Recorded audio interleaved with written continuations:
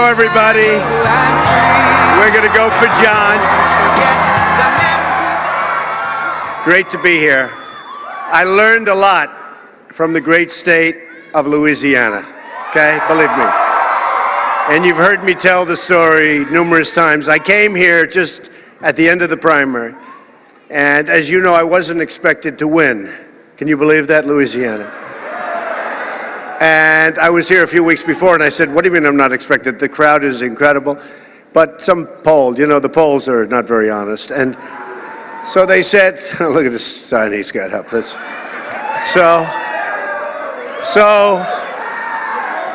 I came down on a Friday night to a massive hangar. The place was absolutely thousands and thousands of people. I think 25,000 people. And I left and I said, you know, I think I'm going to win this state. And I won the state easily, right? And then I checked on the delegates. And the delegates were, I didn't have as many as people that I beat. And I said, this system is crooked. You mean I come down, I do all that work, I came down, I used one of the biggest hangars, bigger, I don't know, maybe this one, was it this one? But it was a big hangar.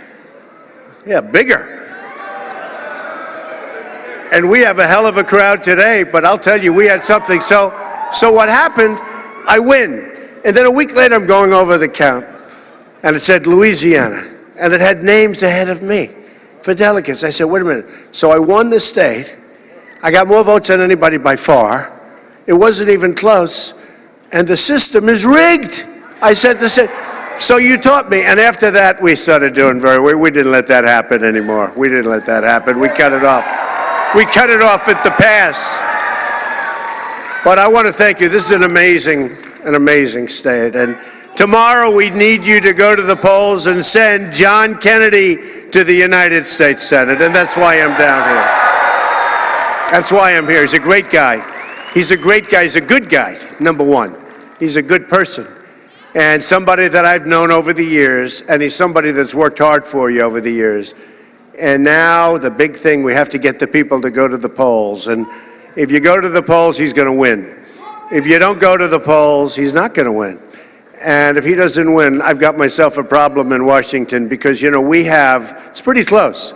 It's pretty close. We need John in Washington, not only for the vote, we need for leadership and everything else, but if you go there, we're going to win. Kennedy's a proven leader who's balanced, which is amazing, 16 budgets, returned millions of dollars to taxpayers. He's a tax cutter, and he will be a true fighter for Louisiana in Washington. He will be a fighter for you. So important. We need John Kennedy in the Senate to help enact our agenda, and we have to do it. Our agenda on behalf of the people of this state and for this country. That includes protecting the Second Amendment, repealing and replacing Obamacare, securing our southern border. We'll build a wall, that's right. We're going to build a wall. Well, if John's not there, maybe we can't build the wall. So now I know you're going to come out. We're going to build the wall.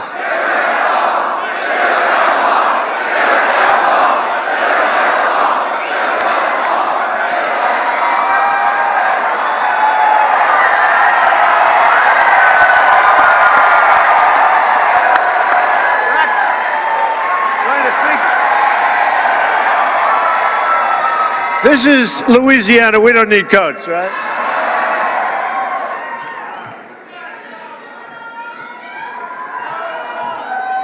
We don't need the coat.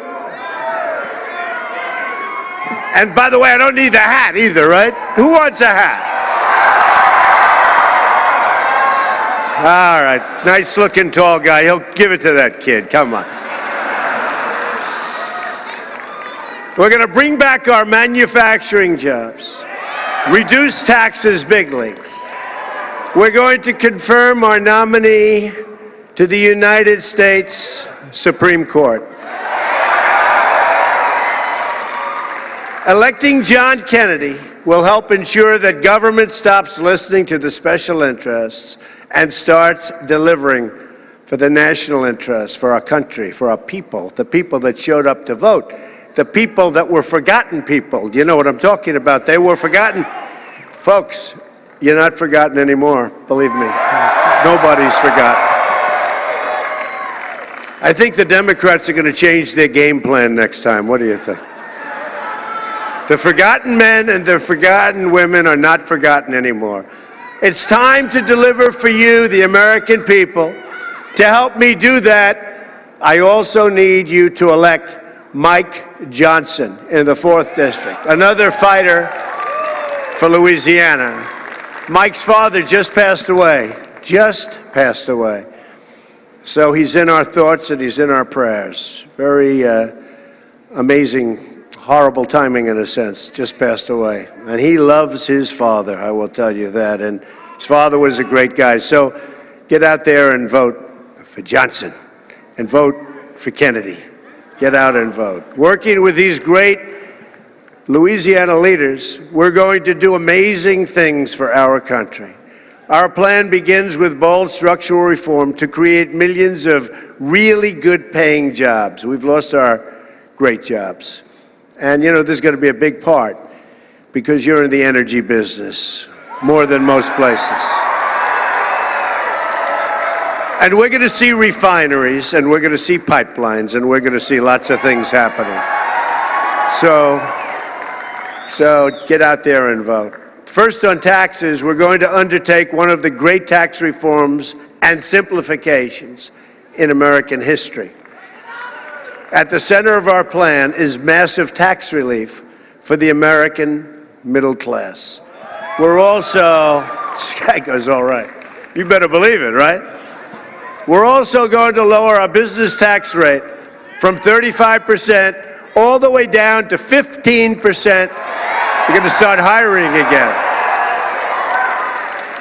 And we are going to make it not so easy when companies want to leave Louisiana and go to other states, go to other countries, go to other states. You know what? If they do, I'm sorry, folks, you got to fight for yourself, right?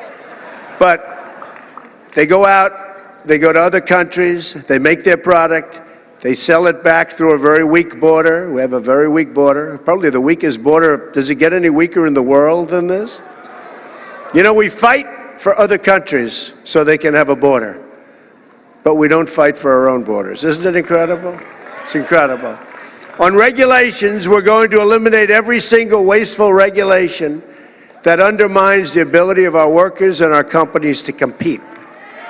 On energy, you more than any other state almost, we will cancel the job-killing restrictions on the production of American energy, including shale, oil, natural gas, and clean coal. And you know, we haven't had refineries built in decades, right? We're going to have refineries built again, folks. We use refineries from other countries. I mean, the whole thing is just crazy. It's crazy. On infrastructure, I'll ask Congress to pass legislation that produces $1 trillion of new investments in America's crumbling infrastructure. And that's so true. I have a friend, he's one of the biggest truckers in the world, and he buys these very expensive trucks. I won't give you the name, but the most expensive, most beautiful, he's so proud of it, the best. And he calls me not so long ago, and he goes, you know, I travel from Texas to New York. I travel from Louisiana to someplace. He said, I come back and my trucks are all busted up because of the roads. I said, when did that happen before? He said, never happened. He says, never been like this. They're all busted up. And he said he's going to buy cheap trucks from now on. So I guess that's, we want him to buy the better trucks. We want to fix up our infrastructure, big league. That includes, and who's better at that stuff than me? Believe me. Hey, I don't need your vote anymore, but I'm telling you, I'm very good at that. That's right, I don't need your vote. Can you imagine that? 4 years I'll need your vote. But nobody's better at that. That's what I do. But it just made a big impression. You know, when he told me this, it said, but I asked him, what did it used to be? He said, never been like this, never. New projects, we're going to do new projects for both rural communities and our inner cities. And that's been forgotten too. If you think the inner cities have been forgotten also, not any longer. And we will put our people back to work in the process, our people. It's time to get help for the American people. And we are going to get people off of welfare and they're going to want to work. We're going to get them into the labor market, and they're going to do a great job, and they're going to make good money, much more money than they ever made before. And we're going to rebuild our country with American hands by American workers, okay? My administration will follow two simple rules: buy American and hire American, okay? Because from now on, it's going to be America first. America first. Our trade deficit is now nearly $800 billion a year. Can you believe that? Who's doing this? Do you have any business people in the audience? Do you think you might be able to negotiate a slightly better deal than that? 800 billion. We make all these wonderful trade deals. I love trade, and I love free trade. But right now, we have foolish trade. We have, okay, ready? We have stupid trade, stupid trade. Stupid. It's dumb. It's a chronic drag on growth and a destroyer of jobs and the wealth of our country. And you see what's happening. We owe $20 trillion, and it's going up rapidly. That's why we'll renegotiate our trade deals, stop the product dumping, and the currency manipulation, which is a disaster for our country. Every time we get going, China and others, they just knock the hell out of the value of their currency, and we have to go back, and it just doesn't work, folks. And we're going to defend every last American job. You know, they did a big report. How come Trump won by so much? Remember, there was no way he gets to 270, right, the Electoral College, which is amazing because you have to go to all these states, and it was an amazing experience. But there's no way I get to 270. And I'm saying, wow. In fact, I went to the state of Maine 4 times because I needed one. Because I was at 269, I needed one. Until the election came, and then, boy, did we blast by that 270, right? We blasted. 306.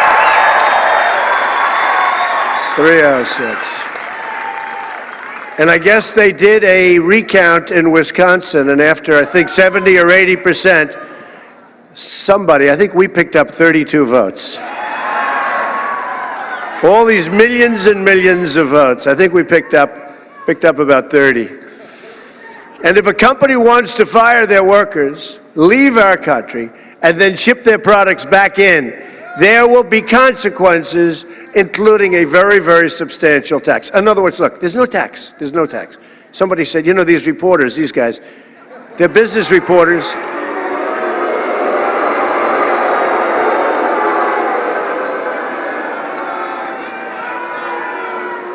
The one thing we have done, we have exposed the credibility of the press. They have the lowest credibility of anybody. And our popularity, I say our because this is a movement that we're all in this thing together. We're all in this together, but we are shooting up. We're like a rocket ship, right? Maybe because I don't like $4.2 billion aircraft. Somebody said, how much is that going to cost? $4.2 billion. I said, $4.2 billion.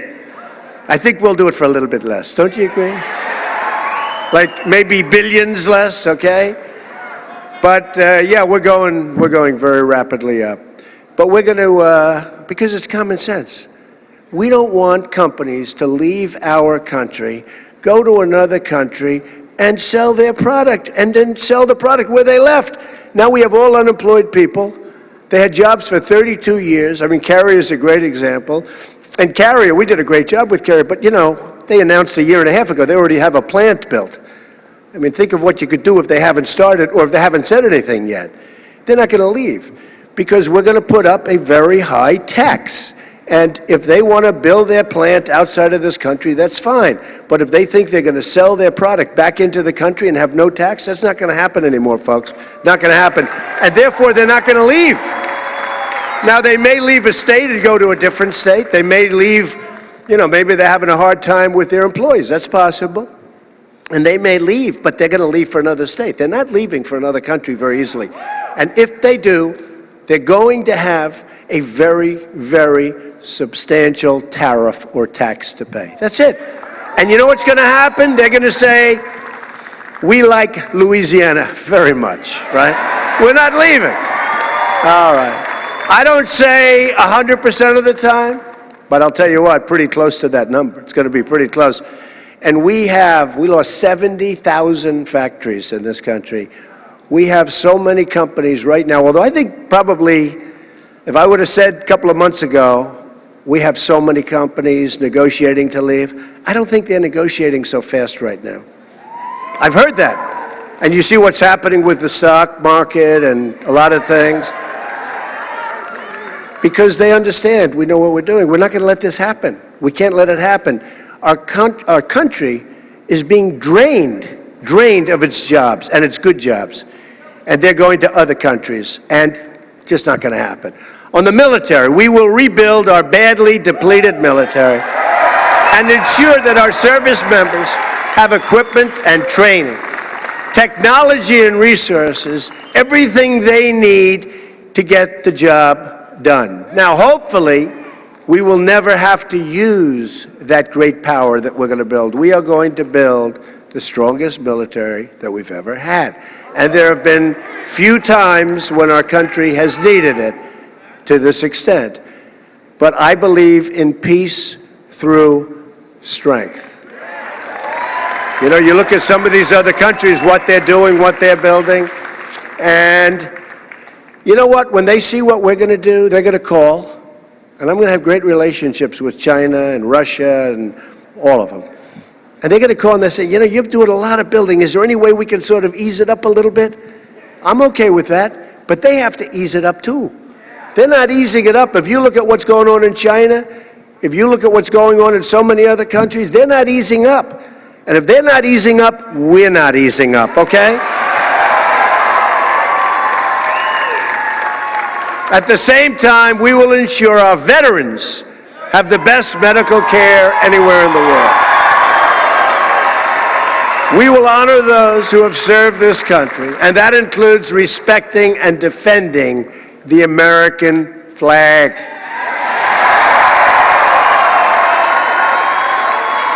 Frankly, when I see people ripping up the American flag, like that flag, beautiful, when I see it, I think it's a disgrace, okay? And you can say what you want, free speech, it's all wonderful, everything's wonderful. I'm a big believer in free speech, but maybe we're going to be putting something in to see if we can do something about it, because this is a special case, and when I see people burning the American flag and then stepping on it as it's burning up, and then stomping on it and stepping on it on the ground, I don't think I remember that when I was growing up. Is that right? How many of you guys are young like me? Remember when we were very young? I don't remember that happening. So I think we're going to have to do something about that. On crime, the murder rate has experienced its largest increase in 45 years. The press doesn't tell you that. We're going to support the incredible men and women of law enforcement, and we're going to bring this terrible crime wave to an end.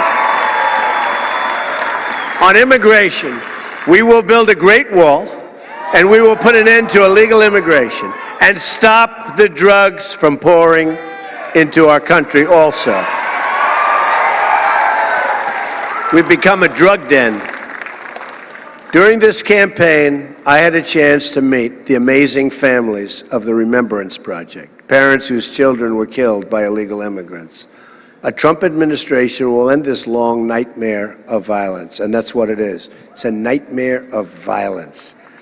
We will fight to protect every American life.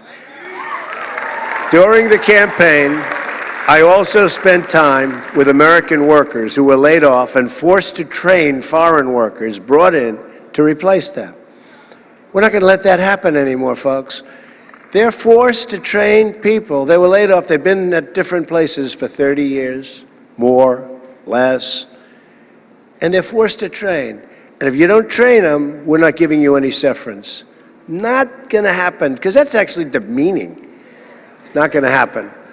One of my first executive orders will be to ask the Department of Labor to investigate all visa abuses that undermine jobs and wages for the American worker. This is about our country now.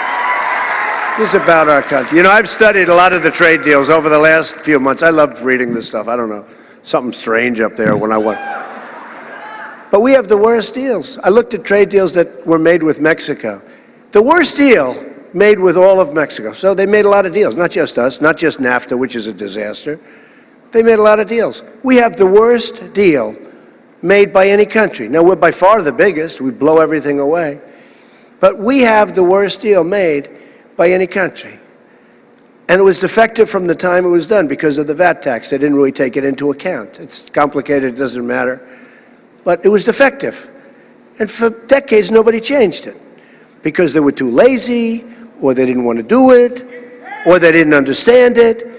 But for years, that deal was defective. It's not going to be defective anymore. To protect our country from terrorism extremism, we will suspend immigration from regions where it cannot be safely processed or vetted. I mean, we have people coming into our country by the thousands and thousands of people. And now I don't have to campaign, so I don't have to say, and Hillary's going to increase it by 550%. No, I don't have to say it anymore. Isn't it nice? Isn't it nice? No, I don't have to say it anymore. But think of it. We have people coming in by the tens of thousands. And look, folks, we have enough problems. We have enough problems. We can't do this. We're going to build safe zones. We're going to have certain areas, the Gulf states, tremendous amounts of money. Thank you, darling. I love her too, but I'd get in trouble if I say that, so I'm not going to say it. But we're going to have people from the Gulf states themselves are going to pay for it. They're going to pay for it. They have nothing but money. They're not doing what they're supposed to be doing, and they're fine. They're going to pay for it. We're not going to pay. We owe $20 trillion, but we want to make homes for these people because it's a tragedy, the migration. And it started, you know why it started. I don't have to go through it. I don't have to go through it. We're not running for office.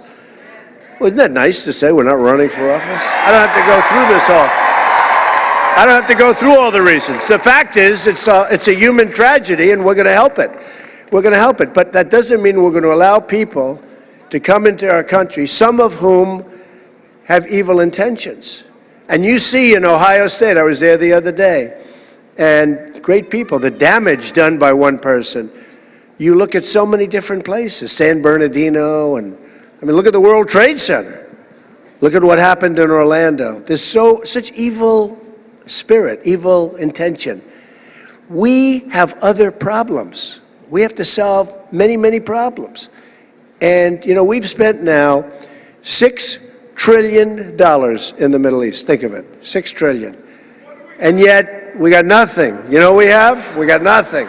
He says, what do we get out of it? Nothing. You know what we got out of it? Death. We got destruction. We have all this money that we owe. The whole thing is crazy. With that being said, we have to stop ISIS. We have to knock them out. Have no choice. Have to knock them out. We'll do that. I'll say General Mad Dog Mattis. He's great. He's great. He's a great guy.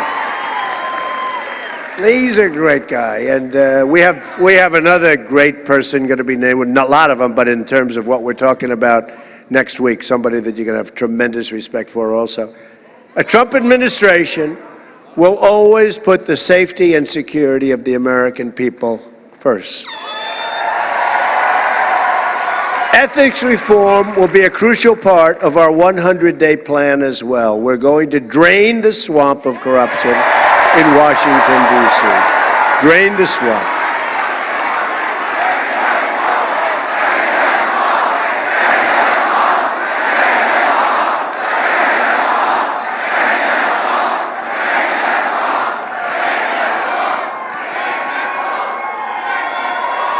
Thank you. It always amazes me, here we are on a Friday and sort of a crazy time of the day, right? How many people show up for these things, right? That's when I knew. By the way, people ask, when did you know? I was campaigning, we always had these big crowds, but that last month was unbelievable, the crowds. They were massive. We were taking stadiums, they were packing them in. And when they had a higher entertainment, because people, I said, I don't know if that means anything, but I think it does. And then we won Pennsylvania, and we won Michigan, we won Wisconsin, we won all these different places. It's a beautiful thing to see, I will say. The spirit of what we've all done together is incredible. And you'll see, thank you. And you'll see a lot of things happen. A lot of it's common sense, to be honest with you. A lot of it's just common sense. A lot of the people that voted, where they're great people, they love the country, but they haven't voted in 20 years, 30 years. Boy, did they vote. Boy, did they vote. But they come in, here's people that have never voted in some cases, and yet they're great people. And they're hardworking, and but they just never saw the person they want to vote. And now they come down and they have Trump shirts on, Trump hats, they have buttons coming off the hats. So they go from never voting to being all messed up with the stuff, right? But you know what? These are amazing people, and they did. I remember, I got a little glimpse because they have that long early voting in Florida. I mean, so long. And so many things could go wrong when you have that long period of time, right? That long period. Used to be you'd have a day, you vote. Now you're going forever, weeks and weeks. But the first day I passed one, I was down in Florida, I passed one of these lines. I said, well, what's happening over there? I thought it was like a big movie. They said, no, sir, that's voting. They're voting. And they're voting like really early. And we have to discuss that early thing. That's sort of, so many things are going on, so many things. I wonder what happens during the evenings when those places are locked, right? But the Democrats, or the people would say, Donald Trump is criticizing the foundations of our country. Give me a break. Give me a break. Give me a break. President Obama, who, by the way, I've gotten along with so well. No. He's really doing great. He's been so nice. But 8 years ago, he talked about in Chicago what goes on. Okay? They don't talk about it anymore. And believe me, it's only gotten worse, folks. Only gotten worse. So we got to talk about it. But I'm going to impose a 5-year ban on executive branch officials becoming lobbyists, and a lifetime ban on officials becoming lobbyists for a foreign government.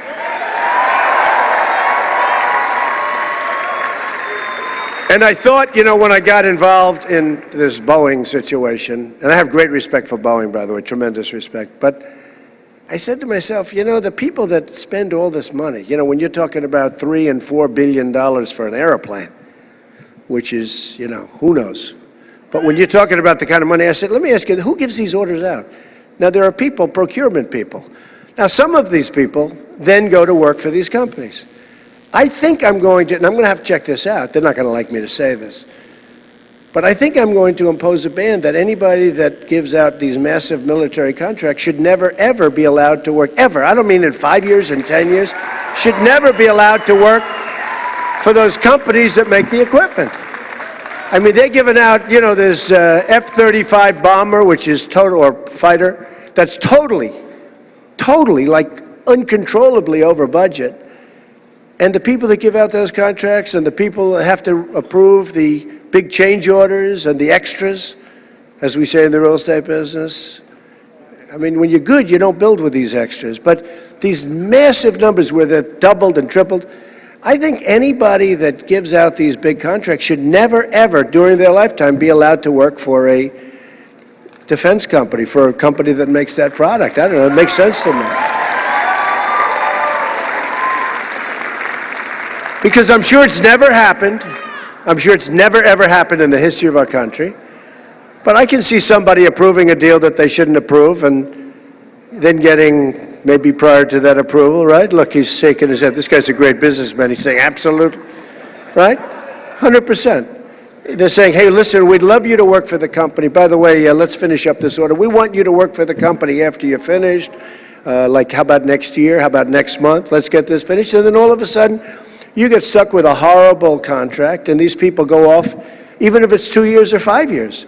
I don't think they should ever be allowed to work for these companies. And if they take the job and they know that, it's fair. But I'll bet you would see a big, big difference, because the purchasing in this country is totally out of control for everything, not only military, for everything. I had that idea yesterday. I have a lot of little ideas. You know, you get ideas when you're in business, but you get ideas as you go along. But I just saw, and I never saw numbers like this, the massive numbers of overruns, cost overruns. It bears no relationship to the original contract. So I think we're going to have to think, I think that might be a lot more important than what we're talking about even with the lobbyists, okay? Does that make sense to the business people here? So we face many challenges, but this is truly an exciting time to be alive. The script is not yet written. We do not know what the page will read tomorrow, except for those very young people, right? They're going to be happy. You're going to be very, very happy, the young ones, huh? We're going to make sure. I think if we had a different result, they wouldn't have been so happy.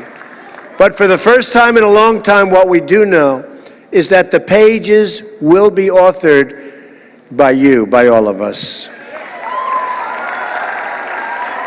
The American people will be in charge. Your voice, your desires, your hopes and aspirations will never again fall on deaf ears, and they were on deaf ears. You will be the captains of your destiny once more. Together we will raise incomes, and your incomes are going to go up. And your incomes are going to go up. You know, we have this phony unemployment number that you look around for a job, you can't find it, you go and quit, you go home to your wife or your husband or your parents, and they consider you statistically employed. And then they say we're down at 5% and 4.9%. It's nonsense. But we want incomes to go up, and we want to create millions and millions of new jobs, and that's what we're going to do. And we can't lose our companies. Can't lose our companies if we're going to do that. We will lower taxes, unleash American energy, and bring thousands of new companies to our shores. We will reestablish the rule of law and appoint justices to the United States Supreme Court who will uphold and defend the Constitution of our country. And by the way, I used to, you know, the Never Trumpers, remember, they're on a respirator right now, they're gasping. You know, they're gasping for air. And many of them have been great. They've come over and they've been great. But I used to, when, you know, early on when we had the never Trump, I will never vote for Trump. Some of those people are now saying, I'd only vote for Trump. I love this guy. It's crazy. But they didn't know me. They didn't know me. But, you know, I used to say, if for no other reason, if for, like this character in Utah, right? Who the hell was he? I mean, what happened to him? Remember, he was going to win Utah. He was a conservative. He said, here's a conservative, and he's going to win Utah. I said, so what? He wins Utah. So what does it mean? So let's say that it mattered a lot, and I lost, so that means that Hillary would have gotten to appoint justices of the United States Supreme Court, right? I'm trying to figure out. And by the way, not only did he not win Utah, I won Utah in a massive landslide, even though the press was saying we're tied. He came in third place. Hillary beat him. So I don't know what happened to this guy. But I thought it was terrible because it was so destructive. And I used to say to people, if for no other reason, vote for me. If for no other reason, it's the United States Supreme Court, right? And Justice Scalia, who was great, I heard about 2 weeks ago, I heard his wife, who is an unbelievable woman and respected.